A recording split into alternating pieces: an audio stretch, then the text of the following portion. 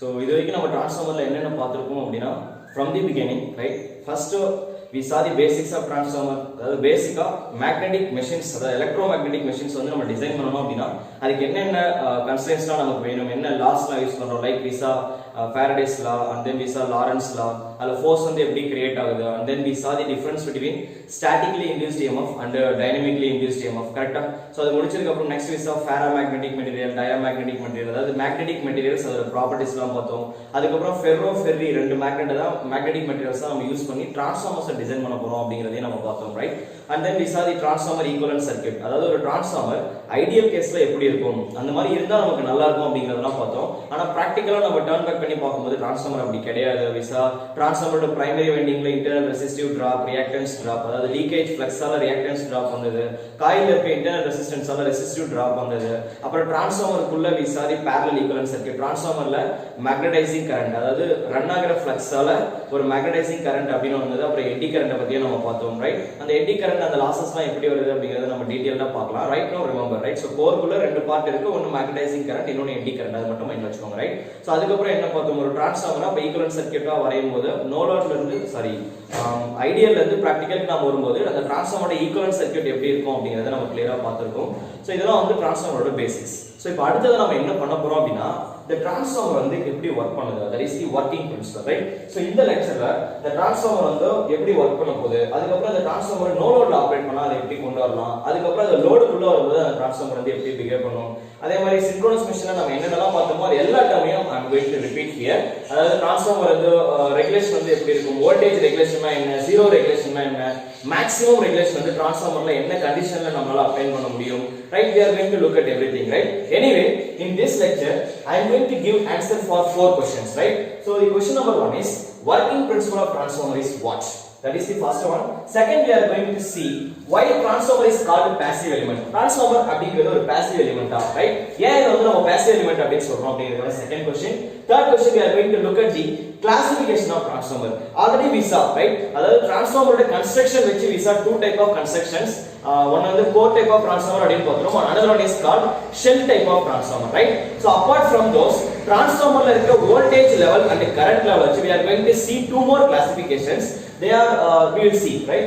and then we are going to see transformer ஏன் வந்து நம்ம constant flux device அப்படினு சொல்றோம் அப்படிங்கற ஆன்சர் பார்க்கலாம், right? so first one is working principle of the transformer. so the transformer வந்து எப்படி வர்க் பண்ணும் அப்படினா basically it is working under the principle of Faraday's electromagnetic induction principle. அப்படினா என்ன, transformerல primarily we have to give supply voltage, clear? நீங்க voltage கொடுத்த உடனே என்ன ஆகும் அப்படினா that voltage will drive the current. இதுல வந்து ஒரு current enter ஆகும். இந்த current என்ன பண்ணும் அப்படினா it will produce some flux.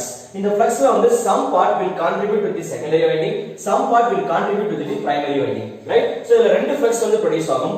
one is called leakage flux, another one is called main flux. leakage flux அப்படிங்கிறது primary windingல produce ஆன some flux, total fluxல some flux வந்து primaryல rotate ஆயிட்டு இருக்கும். அதே மாதிரி secondaryல flux வந்து produce ஆச்சு அப்படினா அதுல வந்து அங்க produce ஆன flux அந்த இடத்துல மட்டுமே ரன் ஆயிட்டு இருந்தது அப்படினா that is called leakage fluxes. main flux அப்படினா என்னன்னா primary winding க்கும் secondary winding க்கும் நடுவுல யாரெல்லாம் வந்து link ஆகுறாங்களோ they are called, that is mutually linkage, right? so mutually வந்து இந்த ரெண்டு winding நடுவுல எந்தெந்த fluxலாம் வந்து லிங்க் ஆகுதோ they are usually called main flux, clear? now the transformer எப்படி வர்க் ஆகும் according to electromagnetic induction principle, voltage ஆல current வரும், current ஆல flux வரும், flux ஆல ரெண்டு காயிலுமே EMF வந்து induced ஆகுது. so that is called induced EMF, right? now according to Lenz's law, this causes, that is this effect will oppose the causes, right? so in the EMF யாரால induce ஆச்சோ அவரே oppose பண்ணும். so there we saw the relation. what kind of relations we saw? the primary side, the relation is supply voltage must be equal to minus E1. they are opposing each other, right? நீங்க நியூமெரிக்கலா problem solve பண்ணும்போது இந்த sign வந்து consider பண்ண தேவையில்லை, just it represents that the induced voltage will oppose the supply voltage, that's all, clear? next என்ன ஆகும், அதே மாதிரி செகண்டரில here I am keeping a voltmeter. so நீங்க பிரைமரில வோல்டேஜ் லெவல் ரைஸ் பண்ண செகண்டரில இங்க இருந்து இதனால இந்த வோல்டேஜால ஃப்ளக்ஸ் லிங்கேஜ் வந்து அதிகமா ப்ரொடியூஸ் ஆயிட்டே இருக்கும். அந்த ஃப்ளக்ஸ் வந்து செகண்டரி வைண்டிங் கட் பண்ணும்போது இங்க EMF வந்து இன்டியூஸ் ஆகும், right? up to now everything is okay. so this is the basic principle of the transformer, that is how we are producing the flux linkages. and then இது வந்து secondary cut பண்ணும்போது இங்க EMF induce ஆகும். இதுக்கு அப்புறம் நீங்க ஏதாச்சும் இங்க லோட கனெக்ட் பண்ணீங்கன்னா let us see அந்த லோட கனெக்ட் பண்ணும்போது என்ன நடக்குதுன்னு பார்க்கலாம். இது வரைக்கும் everything is okay, right? so அப்ப என்ன ஆகுது, எலக்ட்ரிக்கலா பிரைமரில இருக்க வைண்டிங்க்கும் செகண்டரில இருக்க வைண்டிங்க்கும் electrical connection எதுவுமே கிடையாது. So that's why your transformer is called electrically isolated circuit. There is no electrical interconnection between the secondary part and the primary part of the transformer. That is called electrically isolated circuit. Next, why our transformer is called passive element? Basically, what is the difference between active element and passive element? That things we saw already in network analysis, right? So active element அப்படினா யார் அப்படினா எனர்ஜியை ஒரு element வந்து அதுவாவே generate பண்ணி ஒரு infinite duration அதாவது long டியூரேஷனுக்கு வந்து டெலிவரி பண்ணிட்டே இருந்தது அப்படினா அந்த எலிமெண்ட்ஸ் எல்லாமே ஆக்டிவ் எலிமெண்ட்.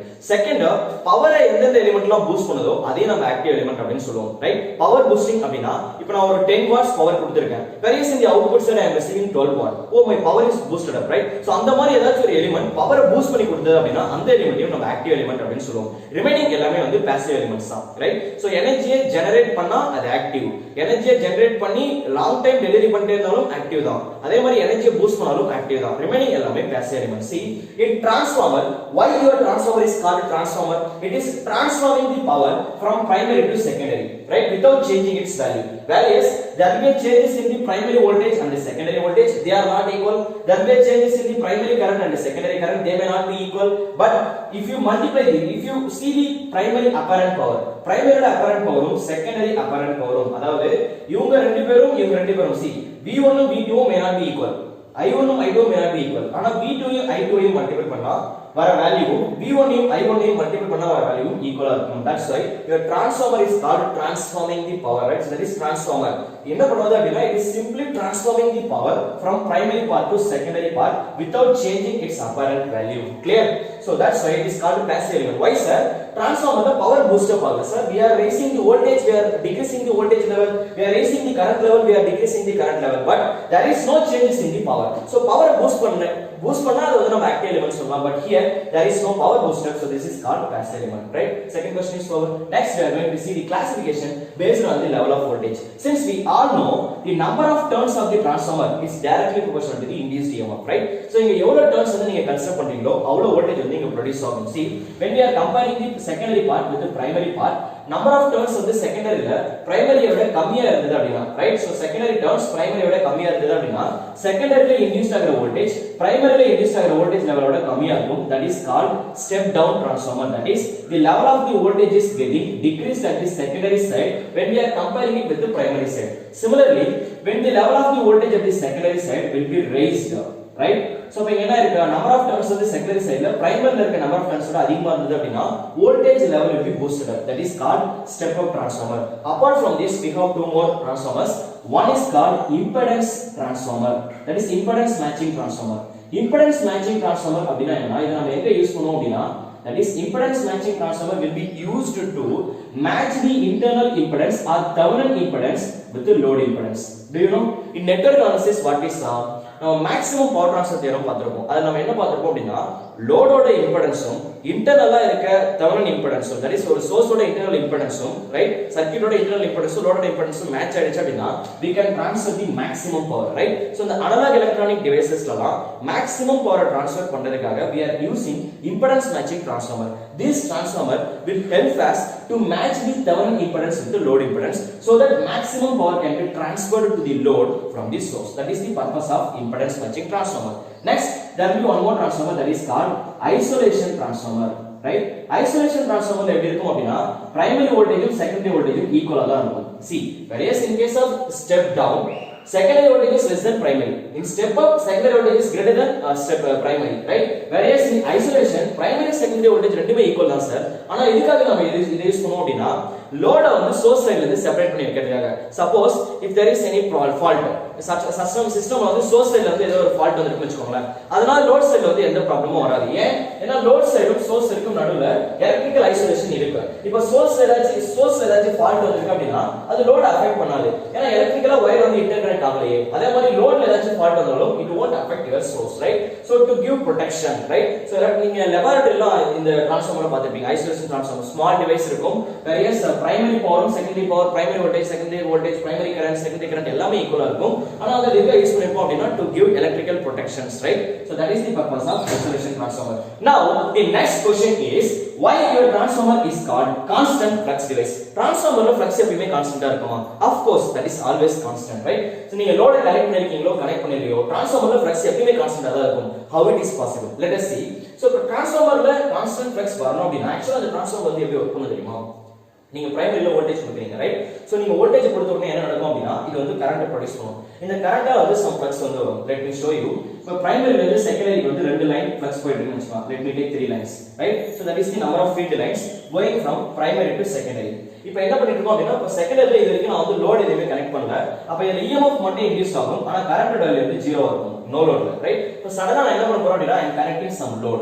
நீங்க லோட கனெக்ட் பண்ணீங்க அப்படினா என்ன ஆகும்? கரண்ட் வந்து ப்ரொடியூஸ் ஆகும். செகண்டரில கரண்ட் வரும், ரைட்? அப்ப என்ன ஆகும் அப்படினா செகண்டரி வைண்டிங்ல கரண்ட் வந்த உடனே there will be see செகண்டரில கரண்ட் ஃப்ளோ ஆகுது. இந்த டர்ன்ஸ்ல வந்து வைண்டிங்ல வந்து கரண்ட் ஃப்ளோ ஆகும். அப்ப என்ன நடக்கும் அப்படினா see there இப்போ இந்த கரண்ட் வந்து வெளியில போயிட்டு இருக்கா.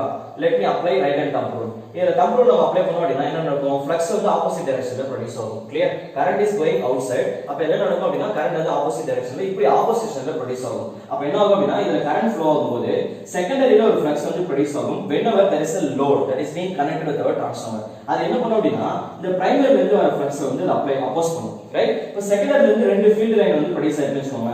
பிரைமரில மூணு ஃபீல்ட் லைன் வந்திருக்கு. இது வரைக்கும் மூணு ஃபீல்ட் லைன் மட்டும் தான் இருந்தது. ஆனா இப்போ செகண்டரில லோட கனெக்ட் பண்ண உடனே ரெண்டு ஃபீல்ட் லைன் எக்ஸ்ட்ராவா இங்க ப்ரொடியூஸ் ஆயிருக்கு. இந்த ரெண்டு ஃபீல்ட் லைன் மூணு ஃபீல்ட் லைன் அப்போஸ் பண்ணும்போது ரிசல்ட் ஒரே ஒரு ஃபீல்ட் லைன் தான் வரும். So the amount of flux that is being transferred from the primary to secondary வந்து ரெடியூஸ் ஆயிருக்கு. இப்போ டிரான்ஸ்ஃபார்மர் என்ன பண்ணும் அப்படினா I have to keep 3 lines but now I have only one line due to this opposition. அப்ப என்ன பண்ணனும்? அப்படியே go back. இது பின்னாடி போய் என்ன பண்ணும் அப்படினா இங்க இருந்து கரண்ட் வந்து அப்சர்வ் பண்ணது அதோட ரேட்டிங் வந்து இன்கிரீஸ் பண்ணும். இன்கிரீஸ் பண்ணி மறுபடியும் இந்த 3 லைன்ஸா மாத்தும்.